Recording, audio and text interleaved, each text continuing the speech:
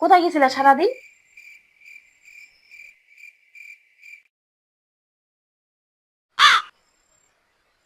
সেই কৈফিয়ত আমি তোমাকে দিব নাকি? সব সময় একদম আসতেই শুরু করে দেয়। হ্যাঁ, না তাই বললাম, রাগ করো কেন?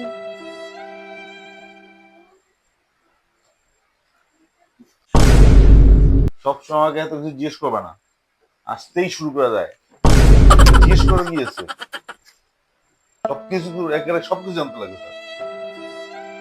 শুরু হয়ে গেল আসতেই, প্রত্যেকে যে মাথার মধ্যে কি যে ঢুকায়।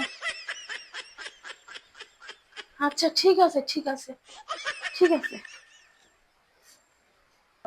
রাগ করছে ওরে, রাগ হইছে। ঘরের বউ ঘরের মধ্যে থাকো, সবসময় এরকম করে দেখে ঢং দেখাও না, সবকিছুর মধ্যে নাক গলায়। পাইছে একটা গাড়িতে আসতে গেলে শুরু করে দিবে, একটা শান্তির মতো বসতেও পারবো না। মা, রাগ করো কেন? হ্যাঁ, মা গো, কি তেজ গো বাবা গো, কি রাগ, সর্বনাশ। এই বেটার সাথে কথা কওয়া যাইতেছে না। যাও যাও, আমার জন্য ভাত নিয়ে আসো, খিদা লাগছে, সকাল থেকে খাই নিয়ে কিছু, আর কথা শোনাইতে বসছে। যাও হ্যাঁ, তাড়াতাড়ি তুমি যে সকালে কইলা ভাত খাবা না। আমি খাবো না বলছি তো কি হয়েছে? আমার কি পেট নাই? আমি, তুমি জানো না যে না বললে তো লোকটা তো আসবে, তাকে তো কিছু দিতে হবে পেটে, তো তার কিছু করতে হবে। তাড়াতাড়ি আনো গা, যাও, খিদায় পেট ফেটে গেলো। মা ভাত তো নাই, এখন আমি কি করুম?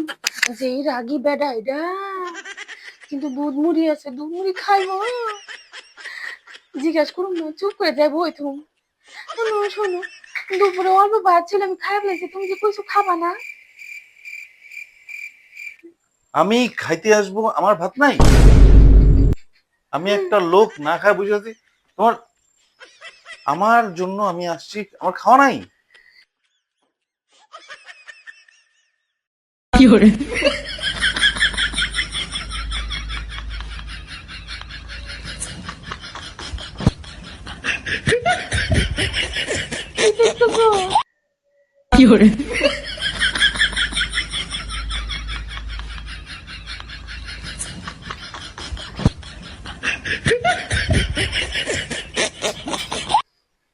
হ্যালো শ্বশুরমশাই, আপনার এই মেয়েকে আমি রাখবো না, নিয়ে যান। কি অবস্থা, তাড়াতাড়ি আসেন। তো বসে একটু, আমার ভুল হয়ে গেছে, আমার ভুল হয়ে গেছে।